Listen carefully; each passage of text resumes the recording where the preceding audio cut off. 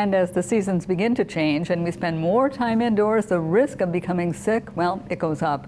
News 9's Bianna King joining us in studio with prevention tips and what you need to know.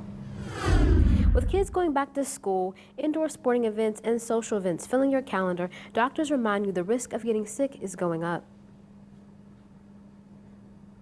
Also see more specific things that can sometimes, not always, cause more significant illness, like RSV is one that's well known to some people, or influenza, or of course COVID. Although most of these illnesses occur towards the end of the year, doctors say many are coming down with the cold now. But we're at about 15% positivity rate, and especially with enterovirus, the late summer, early fall is when you see the highest incidence. We often think the drastic change from hot to cold can cause sickness, but doctors say weather typically has nothing to do with getting sick. I think we think they are because when the weather changes all of a sudden, our nose might run, but that's not actually necessarily reflective of virus. It could just be because of the temperature changes that are going on, and those are short-lived. So even though weather might not be to blame, there are other viruses lurking. What can you do to stay healthy? Good hand washing, coughing into your sleeve or the crook of your elbow, and making sure that we avoid crowded gatherings or other social events if we're not feeling well ourselves. Experts also recommend that people keep up to date on their shots. If there's an available vaccine for whatever disease that you may have, whatever illness,